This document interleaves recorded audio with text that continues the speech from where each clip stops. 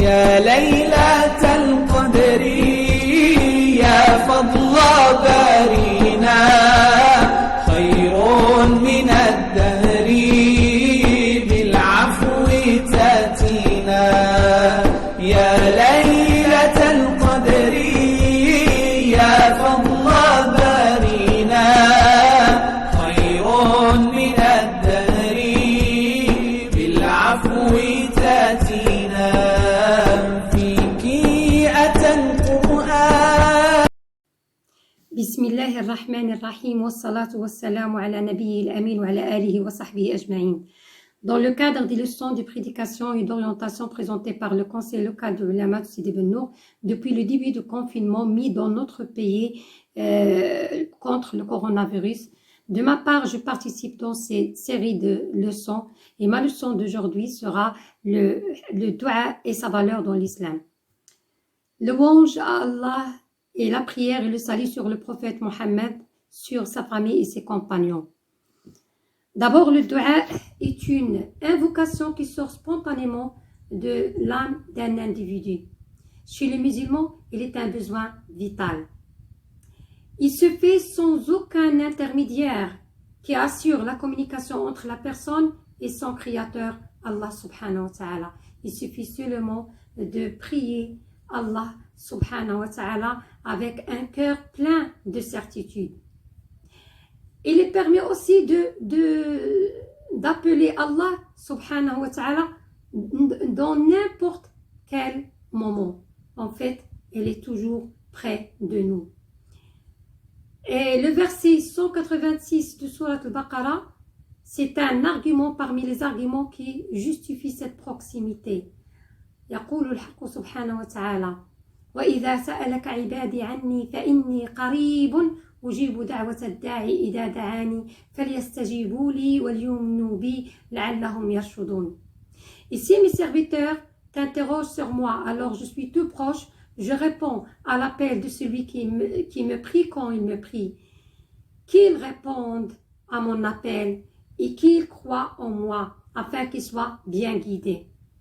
Certes, dans le Sacré Coran, on trouve beaucoup d'invocations dites par les prophètes et les messagers d'Allah subhanahu wa ta'ala, puisque le dua est un remède qui fait guérir les cœurs vexés et qui donne espoir aux désespérés.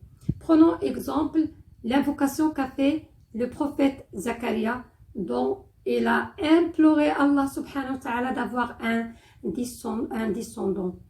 En disant dans le verset, dans la sourate Al-Anbiya, le verset 89, Rabbi la tadarni fardan wa anta khayrul warithin. Ne me laisse pas seul, Seigneur, alors que tu es le meilleur des héritiers. Partons à la sunna. On trouve notamment que la sunna a mis en relief le dua. Partons à la sunna. On trouve notamment que la sunna a mis en relief le dua. Il a mis le dua dans un rang de priorité élevée. D'après le hadith rapporté par Ibn Abbas, dont le prophète Mohammed sallallahu alayhi wa sallam a dit Afdalul ibada ad-dua. Le meilleur culte est le dua.